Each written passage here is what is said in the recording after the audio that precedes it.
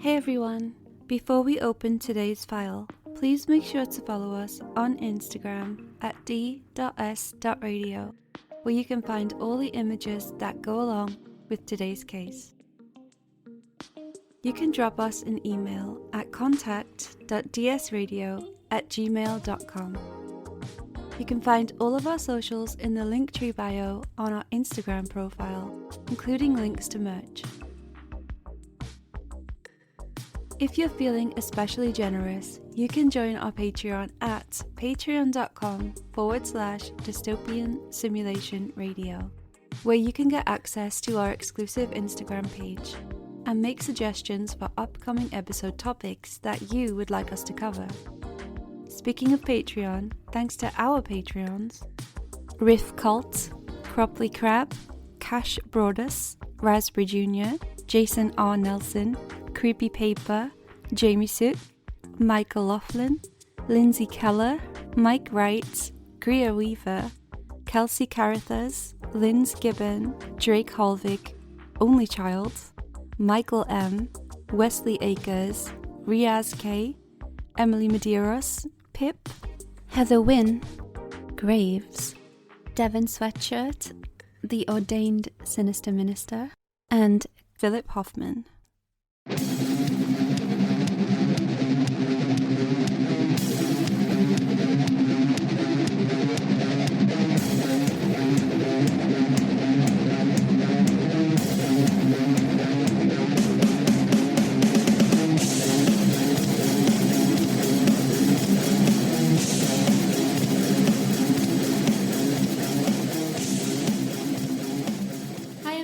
And welcome to Dystopian Simulation Radio. I'm one of your hosts, Linz. And I'm the other host, Chris. How is it going, Chris? It's going pretty good this week, I have to say. Everything's coming up Millhouse. So everything's going great. Least of all the fact that we have launched our podcast this week. Yes, episode 1 went out yesterday. Alien balls everywhere. So perhaps you're listening to this and you're thinking, what? No, that was episodes ago. If that's the case, thank you for listening and sticking with our stupid voices. But on the flip side, we actually have recorded in advance, so we're trying to get a bit ahead of ourselves. So we're just having a little mini celebration right now that the first episode's gone live and we've had a few listens. Way! Woo!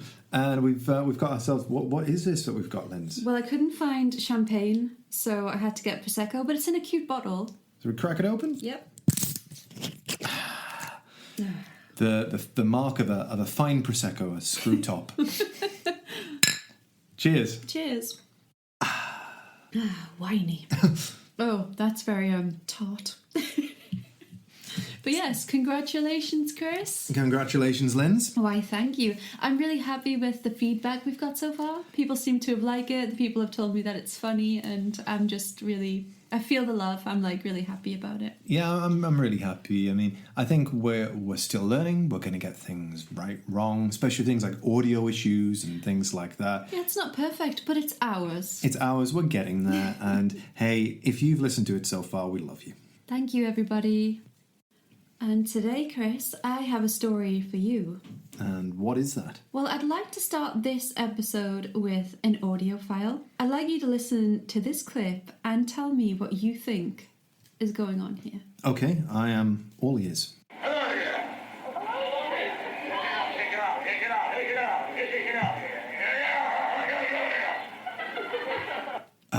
Well, that to me sounds like the Macho Man Randy Savage on a Japanese television show. Oh yeah! So you could hear words? I could hear oh yeah and pick it up, yo. So you could hear words clearly? Yeah. Okay. Is it a ska band? No. As predicted, I can tell that you're struggling. Okay. So I'm gonna make this a multiple choice question. Okay. Contestant Chris, listen to the following clip and choose the answer from the following options. Are you hearing A, an 80-year-old man dressed as a pirate who has been apprehended by the police after stealing a boat? B, a seal from the 1980s who has learned to talk just like the human who found and raised him? Oh, I hope it's that one. Or C, stealthy clips that your wife recorded of you while you were sleeping? I really hope it's not that one. Oh no. I'll let the dread settle in there. So, contestant Chris, is it A, B, or C? I'm going to go with B for a couple of reasons. One, I really want it to be. Number two, if that is me in my sleep, what the fuck are those other voices? And what was the first option? An 80-year-old man dressed as a pirate who has been apprehended by the police after stealing a boat. I mean, I do like that as well, but I'm going to go with B. The price is right on B. I wish the answer was C. I honestly do. However, I'm not disappointed that you are correct. It is B. What do I win? That is the voice of a seal who learned to talk like a human man with a Boston accent. Oh, yes. Would you like to hear it again? I would. Now knowing what you know, let's try and hear him again.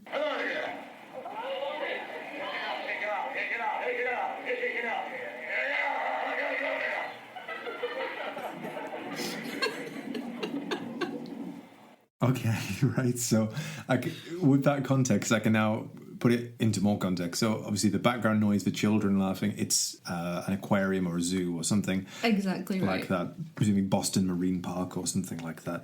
I can hear the Boston accent coming out of that seal. And what I believe, I'm sure you'll tell me in a moment, is that they were saying, hello there. And it came back with, hello there. And then it started rambling. And it sounded, to me, it still sounded like it was saying, pick it up. And then at the end, there's laughter from the people who were trying to get the creature to speak. Yes, exactly. Here is another example.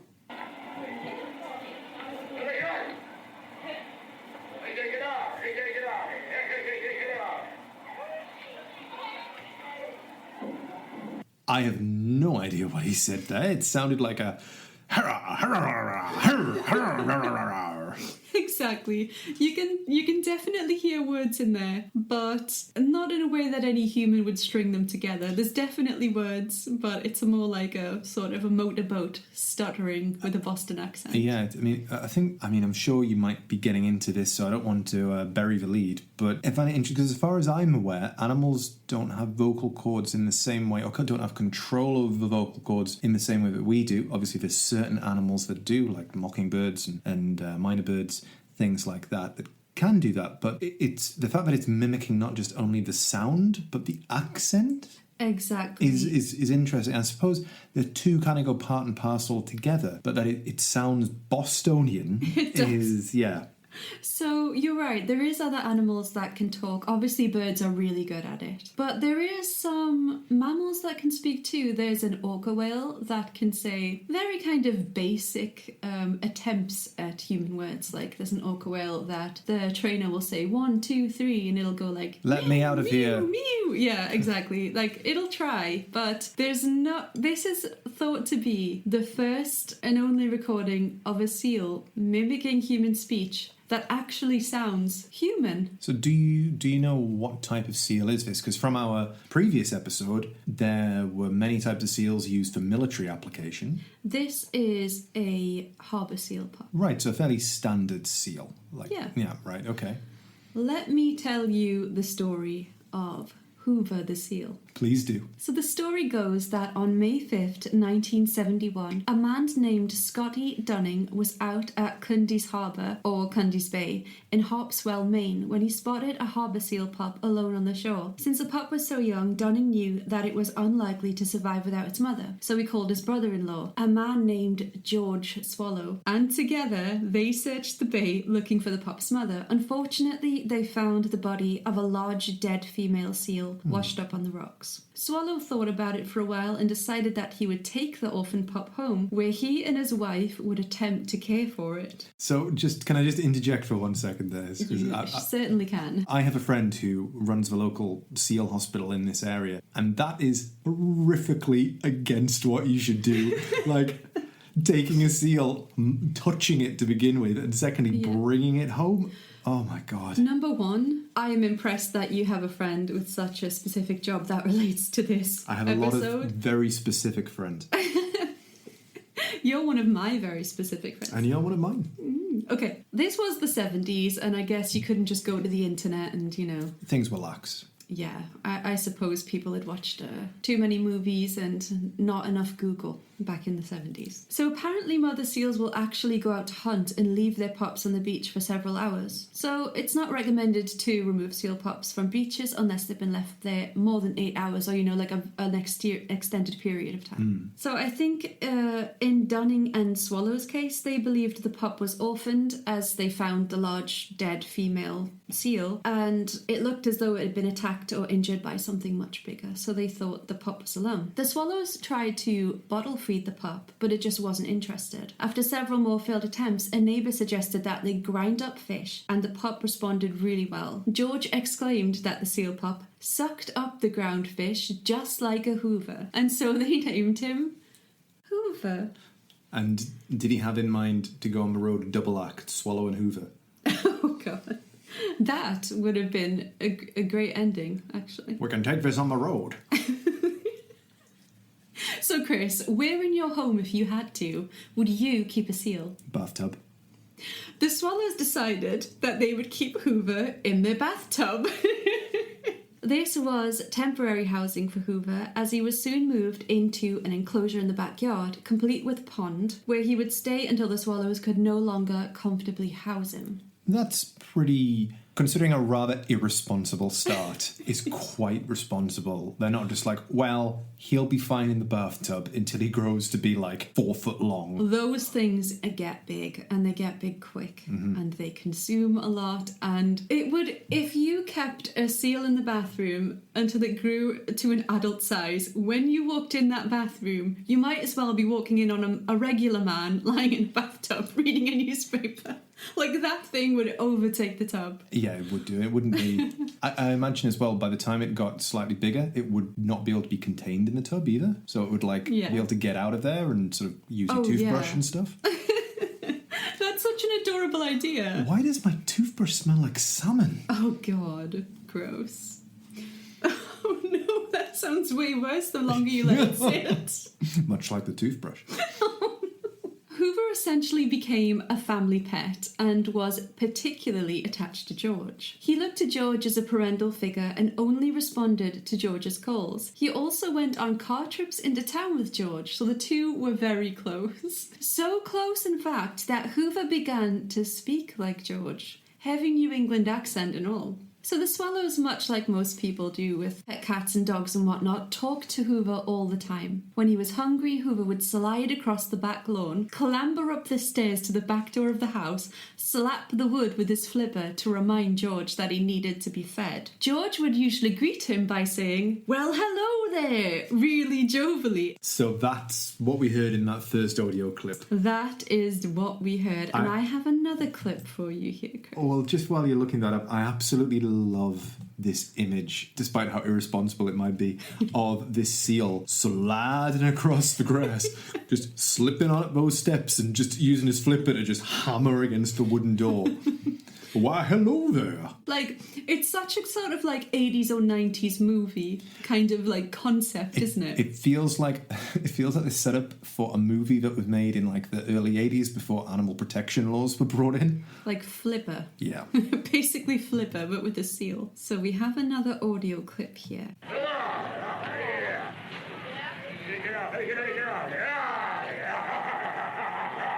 So okay, so just to pause for a second, I think I can hear what that says. So can I connect two and two together? Yeah, of course. So I'm thinking, while he jovially greeted the seal, at times the seal caused a bit of mischief, and he would be like, "Get out of here! Get out of here!" You're 100% right. Oh, I'm good. Hoover liked to play hide and seek, and he would hide from George, only coming out when George gave up and said, "Get out of there! Come over here! Get out of here!" Get over here! Yeah. So Hoover began to mimic George's most commonly used phrases and would vocalise them often, which is why... And did you also catch in the clip, he laughs? He goes, ha, ha, ha, ha. I didn't hear that. Would you like to hear it again? Go on, then. I think we all need to hear it again.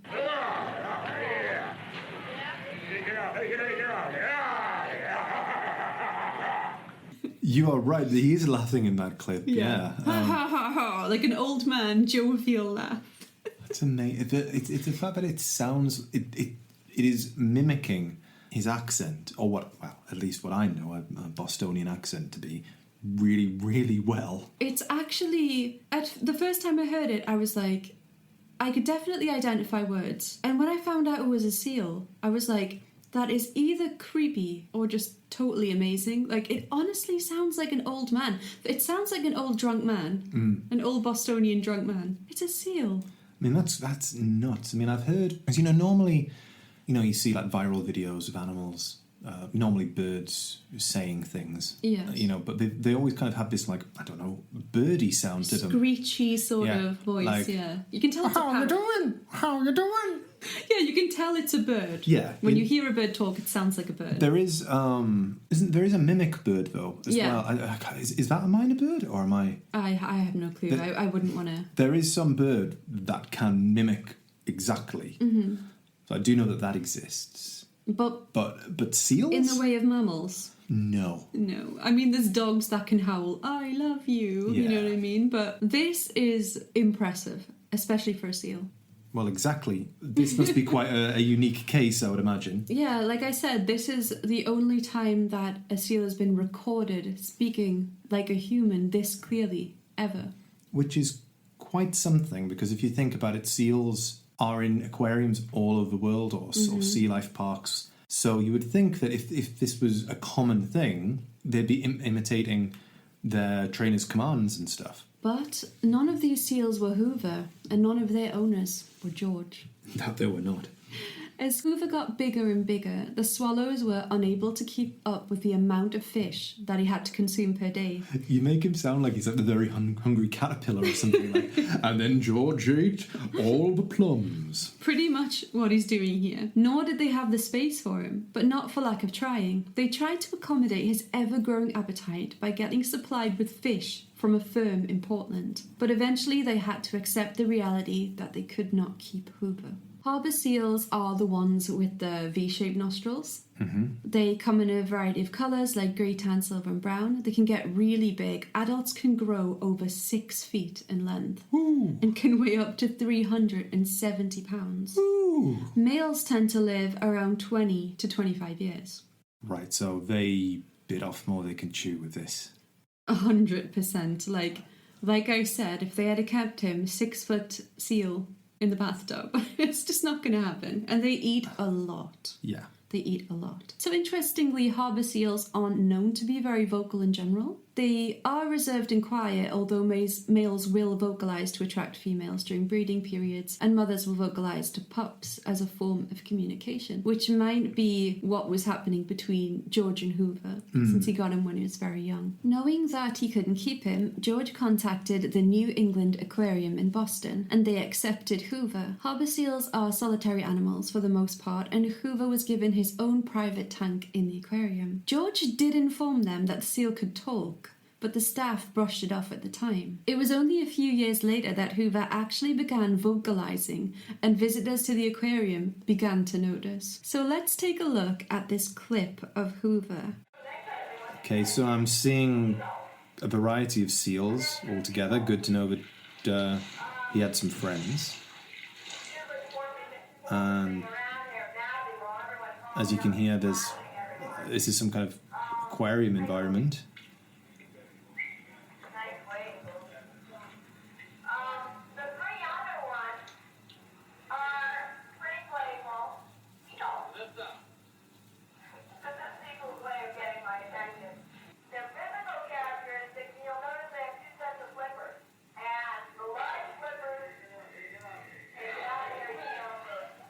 So it's really interesting to see him actually there, and it was sort of difficult to discern which one he was, because I don't know, in my head you think talking animal, it's like, you know, moving its mouth, it's moving its little seal lips, but it wasn't. It was just sort of vocalizing, and it's because it's, like I said before, they don't use their vocal cords in the same way that we do. Do they? I don't know. Do they have cords, or do they have just like vocal flanges? I don't know. But I don't know about you, but I don't want to get on to talking about a seal's flange. Well, but apparently he would sort of like roll over on his back, and people would see his throat area like flapping up and down as he spoke. Sorry, can I just ask, how did he interact with other seals? Because he's been raised by humans. Honestly, just normally. He got along with them fine in every other respect. He was a seal. The only thing different was he would suddenly say, "Hey there," when you walked by him, and "Get out of here," and laugh. So he was pretty much the same in that respect. All right. It's quite easy to rehabilitate a seal or an animal like that. You just like to teach them how to hunt fish, but they don't really have to hunt in the aquarium. They just come up, get fed, and people come and look at them. So there's not much they really have to do. So he got along just fine. If you look around online for clips of Hoover the talking seal, the comments are riddled with users regaling us with their experiences. I think one of my favourite comments I actually found was on Amazon. It was in the review section of a children's book titled Hoover the Talking Seal, where a user named Donna said the following. This is a review of the book from the US in August 2017, and it says, "It arrived exactly as described, very good condition. The perfect part was it made a 65-year-old's day. She has told us for the past 30 plus years that she was at the aquarium one day. Her husband and children were in another area when she encountered a seal or sea lion start speaking to her. She kept telling us he said hello there in a very deep voice, and his entire neck would jiggle as he said it. She repeatedly brought up this story, and we responded with, 'You're full of it,' and quickly turned the conversation around. About 2 years ago, she mentioned that Amazon had a book about the sea lion she had met. Again, I just ignored her. Her 65th birthday was July 16th, but we celebrated it at the end of the month. So I searched Amazon for the book and put it on a special story case, and she could not stop talking about it. It truly made her day. Also, it was a great read for me before I wrapped it, because I was shocked when I read how he spoke to people. It was exactly how she described." What a lovely little sweet story for our strange little podcast. But also, can you imagine the amount of people that went to the aquarium, heard a seal talk, told other people, "I was at the aquarium and I swear the seal was talking," and then just going, "Yeah, whatever, you're full of it." Yeah.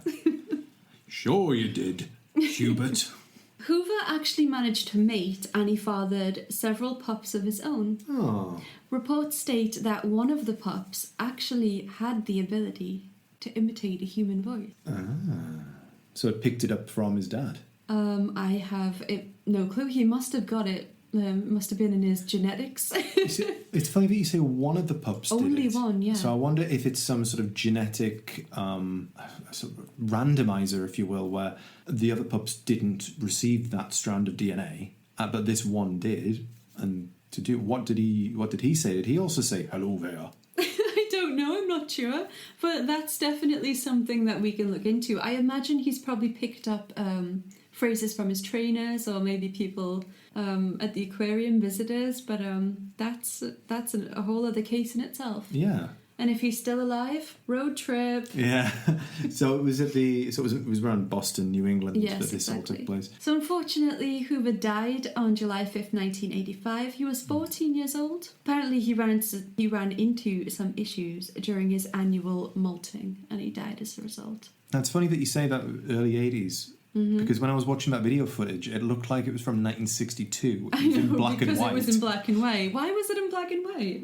I don't know. I mean, I suppose black and white cameras would have been, I don't want to say available for cheap, but you could probably pick one up, cheaper than a colour one at the time. So, yeah, perhaps that's why. Although it was fantastic that Hoover was able to mimic human speech, even down to the Bostonian accent, it's fair to say that he didn't really understand the content of what he was saying. He would communicate with a few sentences he had learned to mimic, even if they didn't really make sense in the context. Promotional consideration paid for by the following. Hi, I'm Amanda. And I'm Trevin. We're the hosts of Seriously Sinister, a true petty crime podcast. The show that asks, is that a murder weapon in your pocket, or are you just happy to see me? We're bringing something new and different to the true crime genre. Each week, we both tell a true petty crime story with high drama and movie-like sound production. Also, get to know us with our weekly dreadful dilemmas and killer facts. Here's a sample of 2 of our true petty crime stories. Enjoy. As I lay on the floor crying, my vision started to become more clear, and my perpetrator came into focus. A familiar ornery laugh emerged from the man as I recognized his smile. It was my husband. I quickly ripped open the paper and turned to the 3rd page. Earlier in the week, another call had come in. This time a woman had answered the door and got an eye full of mystery fist. The call description... We hope you all enjoyed listening along and aren't too scared to subscribe to our show. You can find our podcast on Apple Podcasts, Stitcher, Spotify, or wherever you listen to podcasts. But Chris, are there any animals out there that can speak fluently and use their skill to communicate in depth with humans? Ooh, I think that there are. I think that it's a bird. And I think there is some kind of bird that has the mental capacity to be able to have limited conversations, i.e.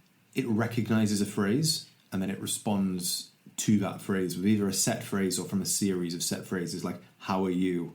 Good. Bad. But Chris, that would surely be a boring conversation. Right. I'm talking about, is there any animals ever in existence that you know of that could speak, let's just say English for the sake of argument, that could just sit down, speak English with you, have a big long chat, sing songs with you, you know? I know of one, just tangibly, is it a talking mongoose?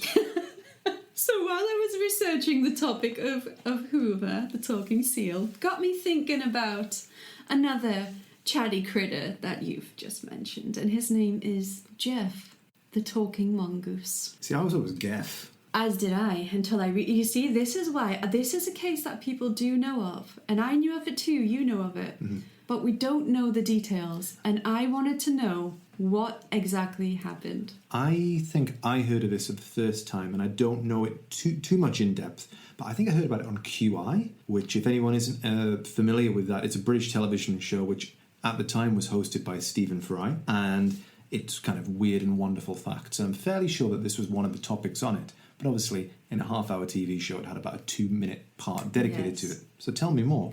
And it's strange that you say that. Well, it's funny that you say that, because Hoover the Talking Seal actually featured in QI for about 2 minutes. Oh, I don't remember that episode. Yeah. So the case of Gef the Mongoose takes place on the Isle of Man in September 1931. The Isle of Man is an island in the Irish Sea between Great Britain and Northern Ireland. It's a self-governing British Crown dependency, and it became a hot topic in British media after stories of a talking mongoose inhabiting a family farmhouse in the hamlet of Dalby hit the headlines. The farmhouse belonged to the Irvine family. The father, James, described by one journalist as a keen, vigorous, young-looking man. Ooh. He was around 60, but he was keen and vigorous and young-looking. I suppose you can have a young-looking 60-year-old. You probably can.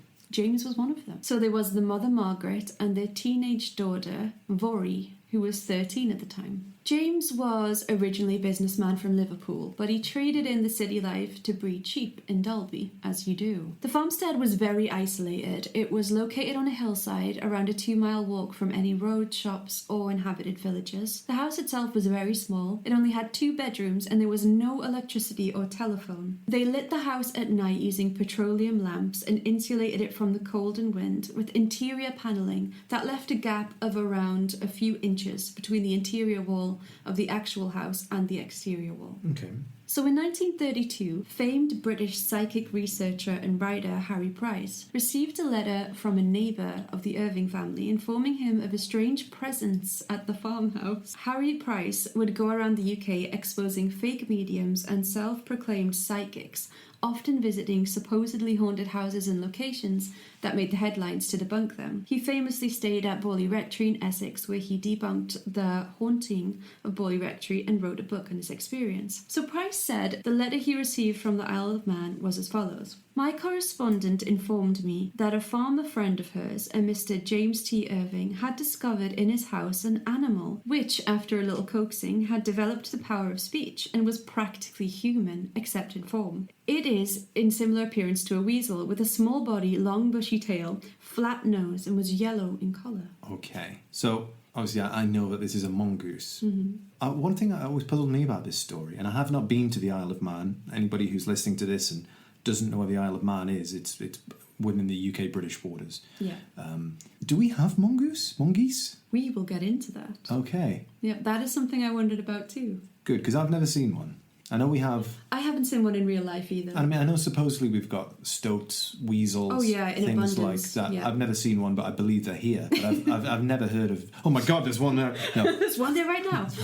It's coming red force! I've never seen a mongoose or heard of a mongoose in the UK, with the exception of this, but maybe they're I thought you like gestured at me, and I thought you were going to say, with the exception of you. the exception of you, of course. A regular mongoose. Regular mongoose.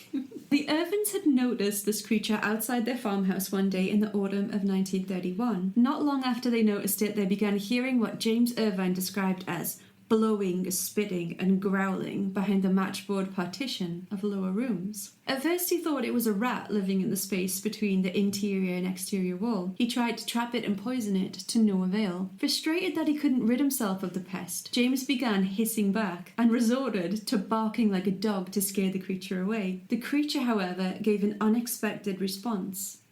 It barked back.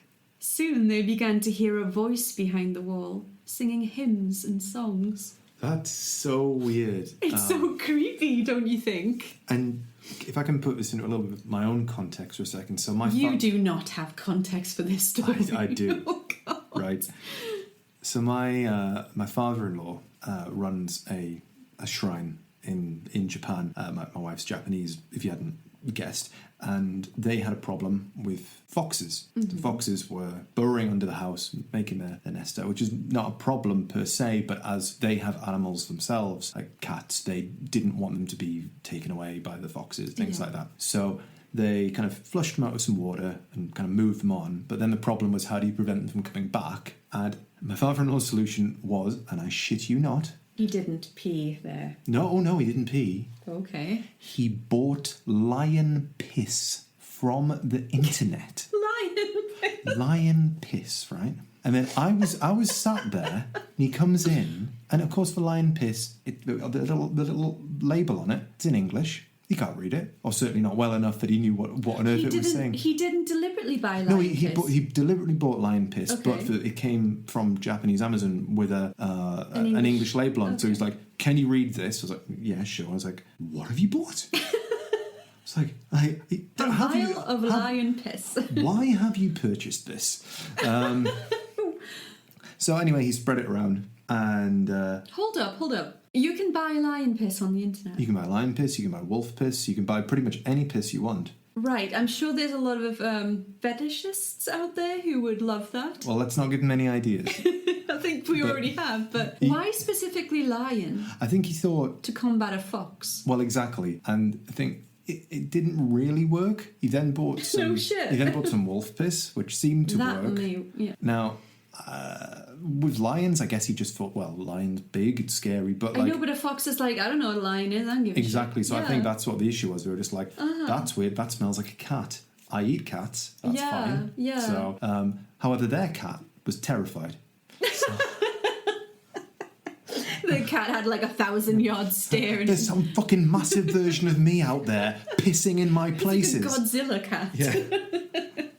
Anyway, I just thought I'd interject with that. So I just pictured my father-in-law trying to do this and hearing barking or words coming back at him.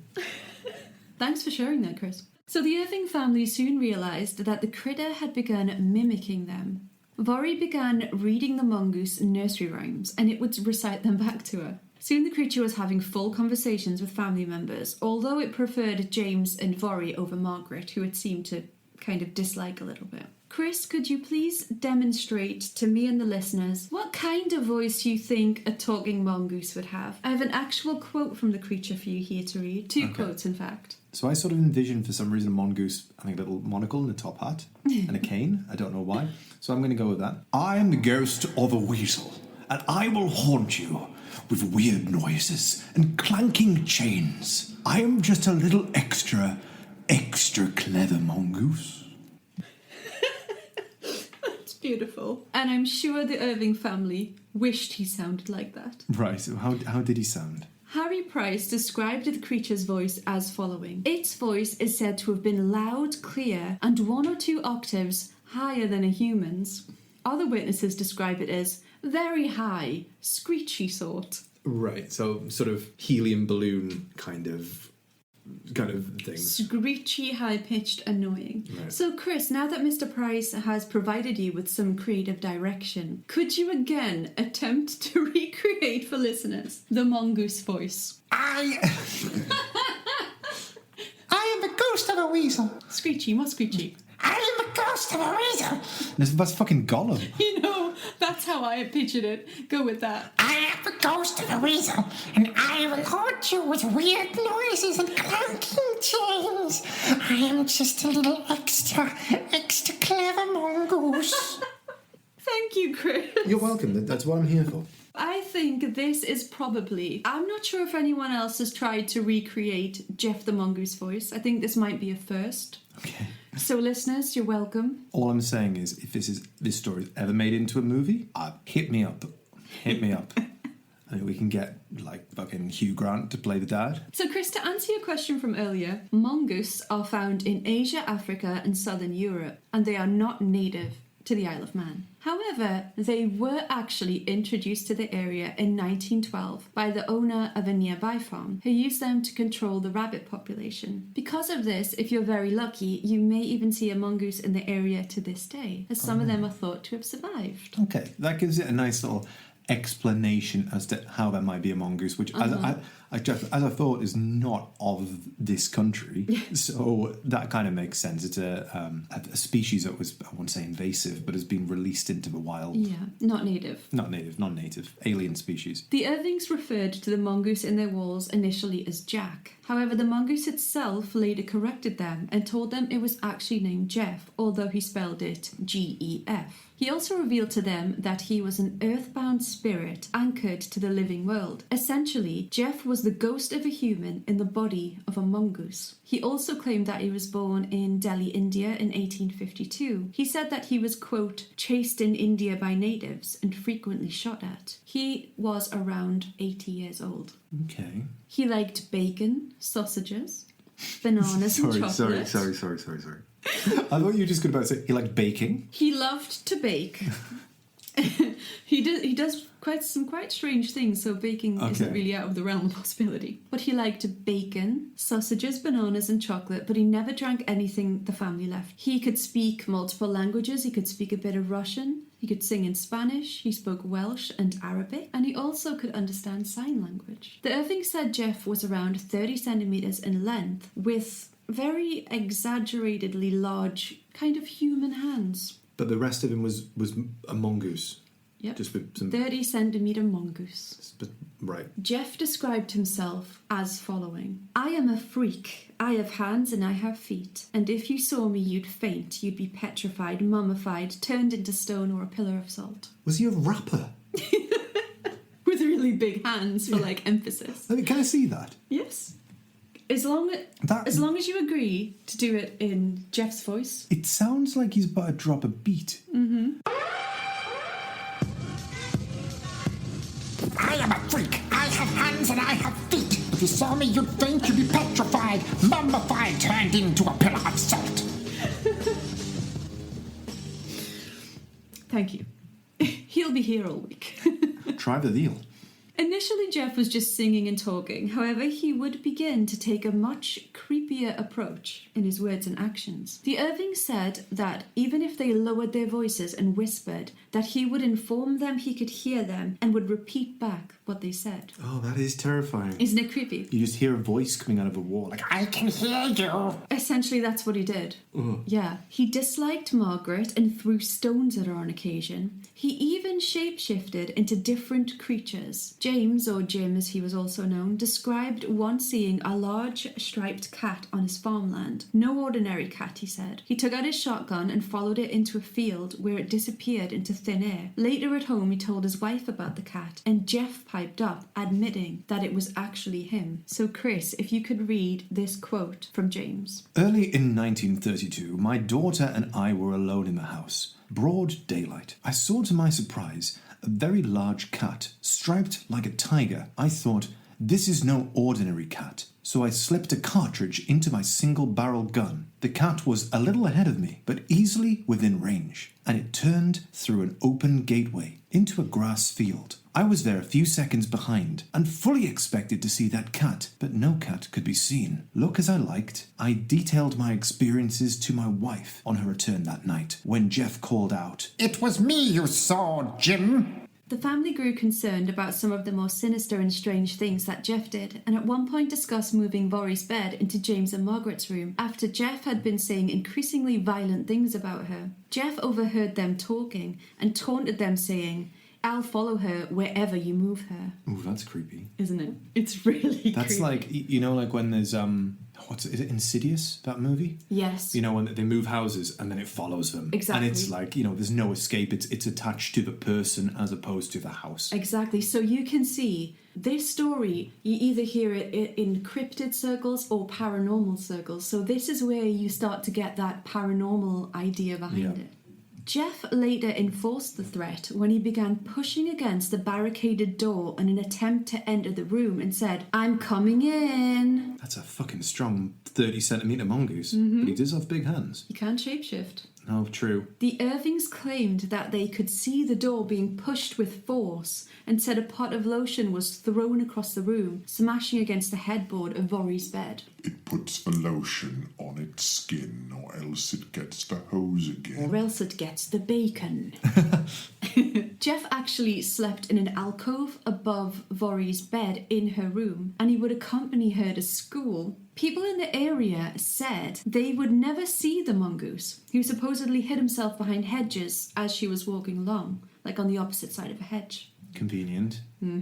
But they said they did hear him conversing with the teenage girl. Right. So, obviously, looking at this from a skeptic's point of view, you have to think, was this girl, Vori, just good at ventriloquism? Could she have a conversation with herself? If nobody saw this creature, is that what she was? Was she just like mint at this? And instead of just, you know, doing the air quotes normal thing that a weird puppet person does and gets a puppet, were they just like, oh fuck, fucking talking mongoose?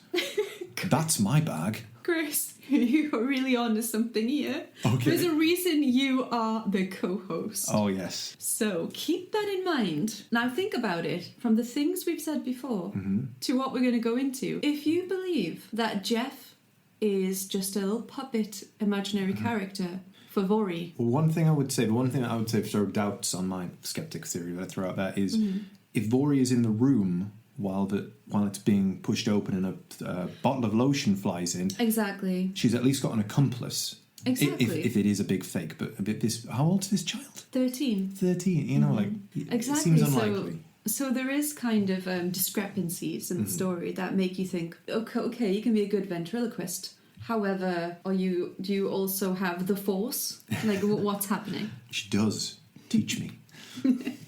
So Gef liked to throw rocks at people too. He would throw them at visitors to the farmhouse, and like one group of builders were there once. One of them finished eating a sandwich and he threw it over the hedge, and the sandwich came right back to him. Didn't have bacon in. It had no bacon, yeah, exactly. I hate egg and cress.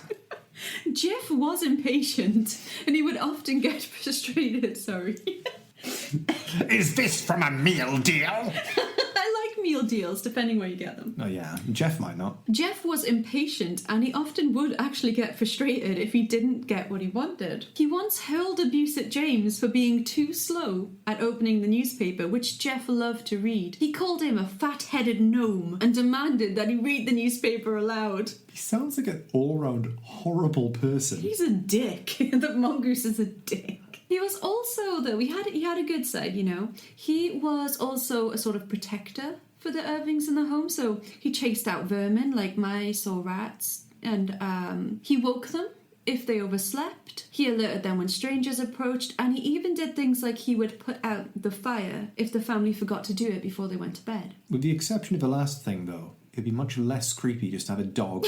They had a dog. Oh, they had a dog. They had a sheepdog, so Obviously, the sheepdog wasn't great at its job. Well, maybe it was good with sheep, but true. it wasn't good at chasing out vermin or, everything else we mentioned. I'm off the clock, Jim. Exactly. But, this sheepdog, it was a sheepdog. It's not going to be working overtime. So, No. this is where Gef comes in. Call my union. To pick up the slack.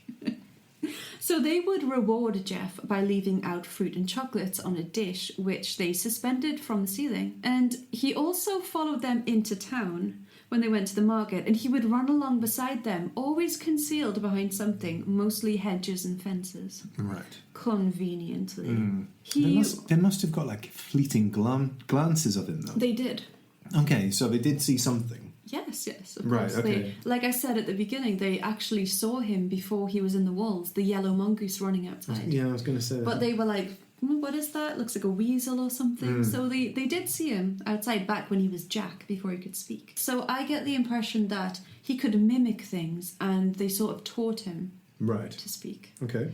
I guess it takes a while to learn to speak if you're a mongoose, Not everybody is Hoover the seal. No. So he would follow them to the market and he would run alongside them when they drove in the car, concealed behind hedges and fences. And when they were walking on foot, he would also be walking alongside them in some way, ranting and gibbering and chatting to himself as he did. He would also go into town without them. He would conceal himself in other people's vehicles and just hitch a ride on them. And he would come home back from town with gossip about the local townsfolk. He loved gossip. He would also steal little things from other people's houses and bring them back. Word of the man mongoose got around, and soon reporters began showing up to the Irvins' isolated farmhouse, which unnerved James. Reporters flocked to Dalby, reporting on what the media had dubbed as the Dalby spook, which is another name this case goes under. But as you can see, it's gone from, funny talking mongoose to sort of like poltergeist. Yeah. Yeah. It's throwing things. It can move around, it knows things, it's got, it's invisible, it can hear you wherever you are. It's beginning to threaten and attach itself to the youngest person in the family. Classic poltergeist moves. Yeah, it's now an insidious being. Exactly. And especially if you're looking at it from a ghost point of view, the fact that it's kind of seemingly attaching itself to the youngest and being very protective, I will follow wherever it goes. Yeah. That's a Classic. fucking red flag right there. It's a trope. Get me a priest and a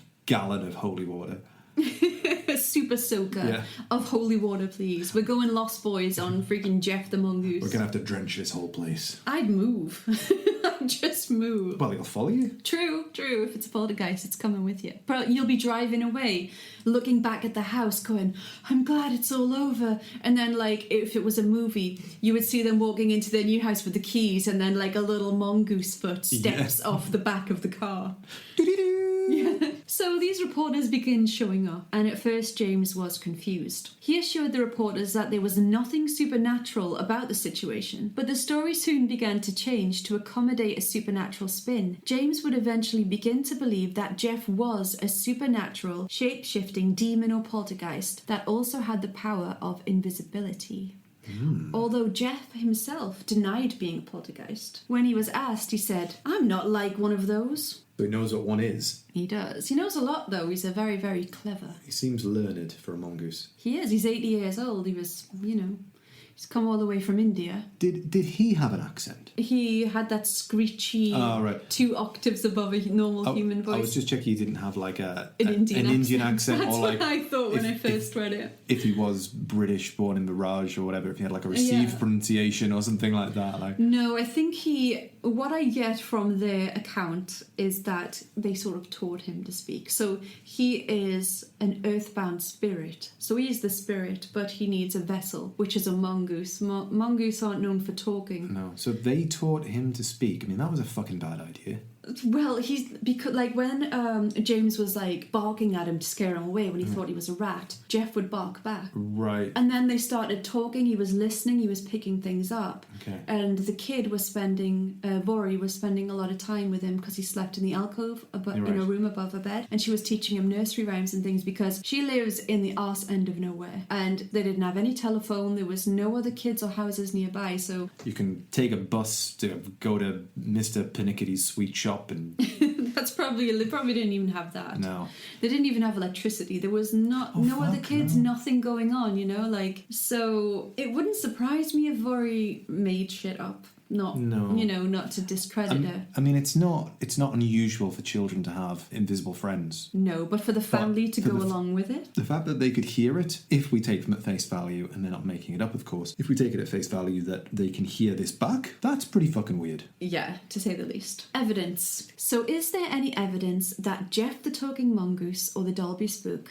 really existed? Some claimed to have seen and heard Gef, but they did not have any evidence. When Harry Price got involved with the investigation, as he did with all big paranormal stories in the UK, he asked the Irvings to provide him with some evidence. The family handed over what they said were hair samples that Gef took from his own mongoose back, and a plaster cast of his footprints and teeth. So the hairs were sent to a Mr. F. Martin Duncan of the Zoological Society, and they were identified as being, any guesses? Cat hairs? Dog hairs? Hair from a long-haired dog. And they had a sheepdog. The family had a sheepdog on their farm, so Harry Price collected some hair and sent that sample off to Mr. Duncan too, who informed them that they were identical. Bearing in mind that the mongoose was described as 30 centimetres in length, the front paws were measured to be 8 to 10 centimetres. The Zoological Society also analysed the plaster cast of the paw prints and said no creature in existence displayed these characteristics. There was also no evidence of skin texture that one would expect from an animal like a mongoose. I mean, if you think about it, the size that they're talking about. That was some giant ass hands. Well, yeah, I mean, it would be difficult to move. Yeah, and his back legs were just small, regular. Well, I mean, it'd be like, this is a supernatural being, so I suppose, you could say these things don't apply, but it doesn't make too much sense, and this plaster cast that they got could be a mixture of, if I was putting a skeptic's hat on, it could be they could have taken the plaster cast of the dog,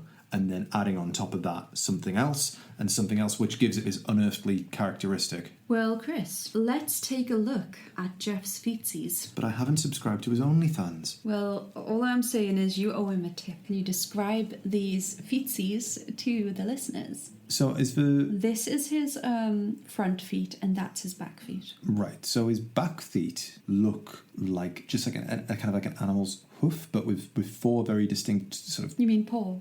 Paw. It's got digits on it, yes, as well, but they're very stubby. So are they his back feet? You see, this is what I thought when I looked at it.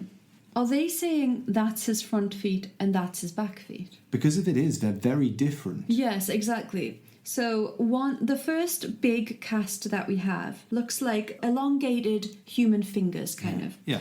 And next to it is a very cartoonish animal paw print. And the digits on that one are much more rounded circles. If you drew a cartoon of a cat's paw print, this is pretty much what you would come up with. If I'm just being sceptical, which I'm not saying I believe or don't believe this, I think this is a fantastic story. The ones on the left-hand side could be easily made by pressing one's finger into it. And then the ones on the right-hand side could be just by pressing your thumb into it. So I was thinking the elongated digits on the first one, is that supposed to be motion? Is that what they were implying? That he was in motion? And then the second one is static. And then at the bottom, are these supposed to be his back feet? Hind legs. I mean, that could be what they're trying to say there. It's all rather inconsistent. I suppose it could be by its very nature, but if that, to me... It just looks silly to me. It looks silly. It looks like the type of thing that you would, oh shit, I need some evidence. Right, darling, grab me the clay. Exactly. It looks very childish, I would say. There's no texture to the toes or the pad. It's just very cartoonish, like something smooth without texture has made this imprint. All of these visuals will be on the Instagram at d.s.radio, so you can all check them out, follow along. Thanks for describing that, Chris. No problem.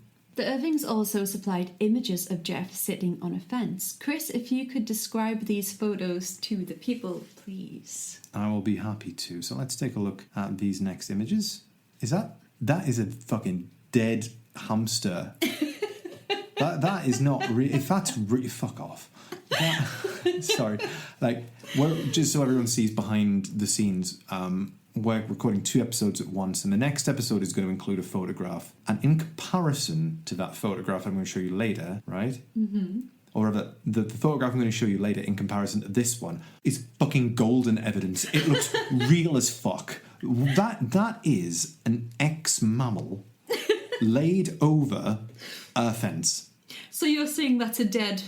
That is It's a pelt. It's a pelt, yeah. That is not real. If it is, it's got serious issues. So what we're seeing is, it's a picture and the foreground is not in focus, meaning Gef is not in focus. How convenient. Yes, but we do have a better quality snap of this, which I'm going to show you afterwards. Okay. But there's a small skunk looking, I would say. Yeah, it's got a tuft of black hair on its head, and then it sort of it's white and then black towards the back as well. And it's on the top of a fence. Yeah. So I'm going to doubt it's a skunk because, again, they're not native to the UK or the Isle of Man, but it's something like that. It could be a vole or a stoat or something along those lines. Here's another angle for you. So in this photograph, Gef is conveniently 95% hidden behind a fence pole. That's how he lived. That's how he lived. He liked to hide himself behind there.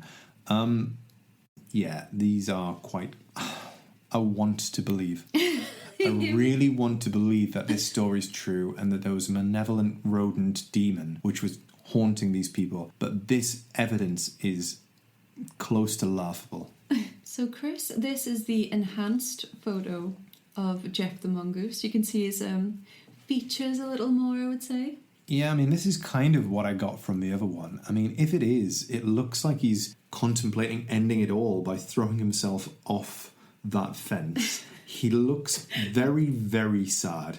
He's looking downwards. His nose is pointing downwards. He's got his little paws hanging over the side. And again, it's just... Now, go back on what you've just said. His little paws. Yes. He doesn't have big human Where's his paws. big man hands? Now, I suppose you could say he did have the ability to change shape. And He could shape shift. Yeah, okay. But here, you clearly have an animal. Let's call it a mongoose for lack of knowing what the hell it actually is. A very roughed up mongoose there. It doesn't look... It looks stuffed at best, if not just dead. Mm-hmm. And it has regular mongoose-sized hands. Yeah, that enhanced version doesn't do anything for me. People believe that this picture of Gef is likely a teddy bear or something similar crafted from maybe a fox or rabbit pelt. Apparently Gef would leave dead rabbits for the family now and again. He said he strangled the rabbits with his large hands. Okay, well, I suppose that's one way to catch an animal. As for those that heard Gef, an explanation has been offered. Any guesses, Chris? I'm going to go with the ventriloquist explanation. Yes. People believe that Vori was exceptionally good at ventriloquism and had been throwing her voice to bring to life this strange manifestation of a talking mongoose demon. Others propose that the family and even others in the community were suffering a shared delusion, which would be an extremely rare occurrence. Yeah, that, you get these things like the medieval dancing plague and stuff. Yeah. When a whole town danced until they could dance no more. Yeah. I mean, these are one-offs throughout history, and this does not sound like one. Because if it was, why was it entirely localized to their house? Yes. People would be hearing it everywhere. And yes, they say they did hear it, but only in the presence of Vori, of the other family members. Nobody's saying... Gef is claiming, or whatever Gef is, that he's been in the houses and he's heard gossip. But nobody's saying, oh yeah, I heard Gef last night. He came in and was exactly. It's never just Gef by himself. It's always a family member with him. So another interesting thing I would like to point out is this excerpt from Harry Price's writing. So he stayed with the family, but Gef didn't really like him much, so he didn't show up much.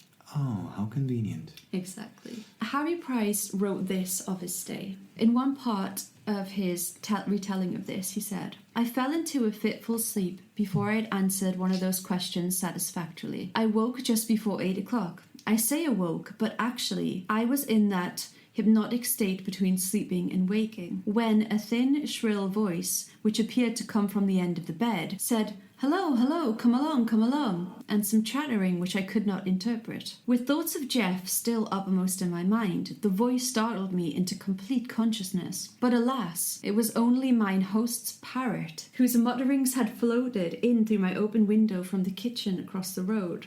Wait. Harry Price also said of the house, the fact that every room is panelled makes the whole house one big, great speaking tube, with walls like sounding boards. By speaking into one of the many panels, it should be possible to convey the voice to various parts of the house. Apparently, Gef does this. Right. So, but this is kind of making a bit more sense. So They had a parrot. firstly, they had a parrot, but it's been neglected so far, and parrots are one of the creatures that are capable of speech. Yes. Now, I don't know if they are malevolent.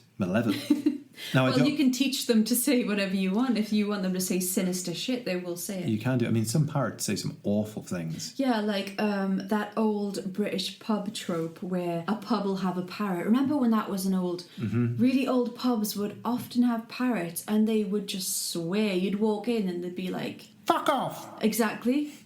Like, people would get drunk and teach them horrible things. Yeah. And the parrots would be screeching these things 24/7.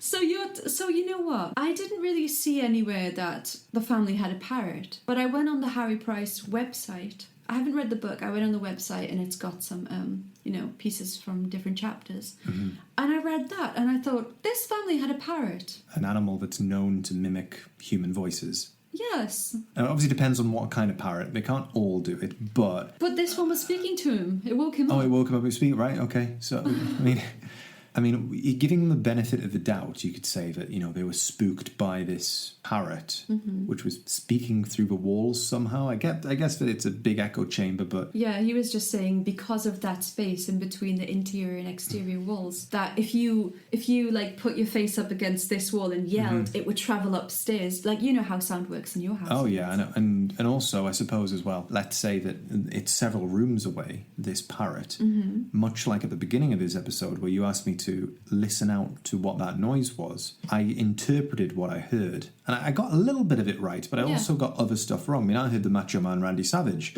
So, maybe there's things that you would listen out for, maybe experiences that you have, which inform your ideas around you. And you are much more likely to hear the Macho Man Randy Savage if you've watched professional wrestling. It's unlikely you hear We cannot otherwise. get through any episode without the wrestling reference, and I live for it, honestly. Oh, yeah. That's right. Jeff's antics, such as the banging on the walls and throwing furniture, began to settle down by the mid-1940s. Vorry and Margaret moved out of the farm in 1945 after James' death. The new owner of the farmhouse claimed to have shot and killed Jeff and provided a picture of a black and white animal that Vorry said was not Jeff. Vorry passed away in 2005 and was adamant that Jeff was real right up until the end. She's made her bed. She's thrown her bed. Yeah. I'm very open to these things. And like I said, I want to believe. Yes. The evidence that's presented is so dumb. And I cannot think of a better word than it. It's like somebody has made a big fucking lie. And they've gone, yeah, we've got a talking mongoose. Prove it. Shit. And they're just like, yeah, come along, you'll hear it. Yeah, look, there it is. That's not a fucking mongoose, mate. Like, it's just, I don't know. It's silly. It's silly. The concept is silly. The evidence is silly. But I love it. I love Gef the Talking Mongoose. And you know what? I always knew about him. I'd seen the blurry picture years ago. But I didn't know the details. And I just love that Harry Price rocked up to the Isle of Man in the arse end of nowhere. Stayed with this family. They told him, oh, the mongoose doesn't like you because you're a skeptic. It doesn't want to come out. He gets woken up by a parrot that obviously they couldn't shut up. That was across the street somewhere in the kitchen, and he's probably laying there going, are you shitting me? Like, I travelled all the way to the Isle of fucking Man for this. You know what though, he did love the Irvings. He said they were so hospitable, they were really nice, they couldn't have made him feel any more welcome. He really enjoyed his time at the Isle of Man. And he even, like, I think he jokingly wrote that, like, perhaps Gef the Mongoose said, oh yeah, I'll give you a sample of my mongoose hairs, and went up to the dog and plucked some hairs off just to screw with everybody.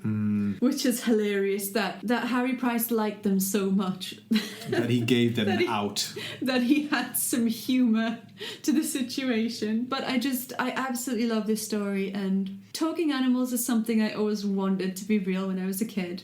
And I think at least we have the story of Hoover the seal. Yeah. And that's why I started with Hoover the seal, because I wanted you to have a little piece of a talking animal that was real before we dove into the shit show of Gef the Mongoose. And I think this story it's wonderful. I think I hadn't heard of Hoover before. I think it's I think it's wonderful, this story about Gef, and it's always interested me, although this is the deepest I've ever read into this or been told about it. I want to believe in this so badly, but the circumstantial evidence surrounding it is just a bit too silly for me to go, right, I've got some doubt there. It sounds to me like this was a concoction of the family, or the family played along with the girl. Now, Chris. Yeah. If you think that Vori was making this up all along, you have to grapple with the idea that she was throwing her voice to be Gef, saying violent things about herself, so violent that she had to move her bed in with her parents. And you also have to believe that she was strangling rabbits, often on the family land, leaving them outside the doors. I mean, I can't necessarily explain that. There are, parts of this case that are difficult to explain, but I mean, it's not out of the question to think, well, perhaps, this girl is alone. Yeah, that's what she's I'm saying. Got nothing. All she's got is her books. Yeah. I suppose you could, if you were going to be a skeptic, you could say, well, she read this type of thing in the books or whatever. I think it's more likely that the family misinterpreted it. So it was the parrot that was making sounds, and across the hallway in the kitchen, it was saying relatively innocent things. Like, how are you? And then they heard it on the other side, and it had been gone through all of the cavities and everything in the house, and it come out and they're like, I'll kill you. And you're like, what? Yeah, like when you hear an EVP and you just shoehorn some sort of sentence into it because you want it to say something. Yeah, I mean, one thing that for me, just a couple of my friends told me that they are convinced, when they were kids, they were convinced that there were Gary cats. So cats that would scream the name Gary. All right? So they were convinced because they were outside. Gary cats. Yeah, they were outside and they said they heard Gary, Gary, Gary. And when they looked over the fence, they were like, "That's a fucking cat, that is."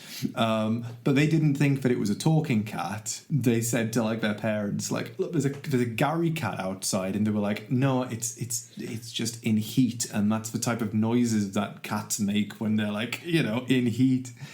New sticker design, Gary cats. Gary cats. I believe in Gary cats.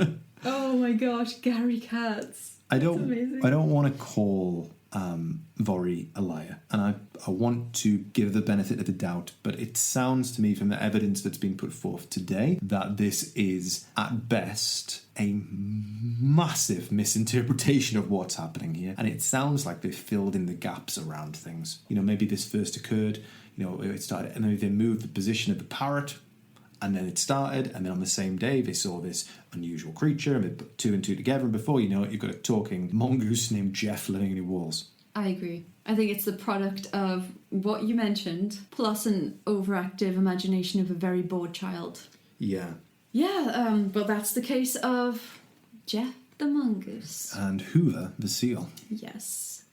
I hope you enjoyed the story today, Chris, and listeners. I certainly did. It was great doing a deep dive. I'm not convinced by the evidence, but if you're listening to this and if you're a total, Gef stan and you think, fuck you, it's real, leave a comment on our Instagram page at d.s.radio. You can also drop us a DM if you wanted to, but probably the best way is to leave a comment on the picture, and you can also get in touch with us on other platforms as well. You can find all of them on our link tree, but the best way to communicate with us is via the Instagram page. One thing we'd like to ask as well is we are planning on doing a question and answer episode at some point in the future, so if you have some questions for us, if you have some things you'd like us to talk about, if you want to ask us what our favourite poltergeist is, for example, drop us a DM on Instagram. We'll just pop them in a pile until we've got enough of them, and then we'll do a Brucey bonus Q&A episode at some point in the future. Yeah. Anything you want to ask us, anything you want to suggest, Instagram, d.s.radio. Thank you so much for joining us tonight, and we hope you enjoyed this episode. Hope it cheered up your commute or helped you get to sleep. Don't dream too much of talking monkeys. Thanks so much. Bye. Bye. Mwah, mwah, mwah, mwah.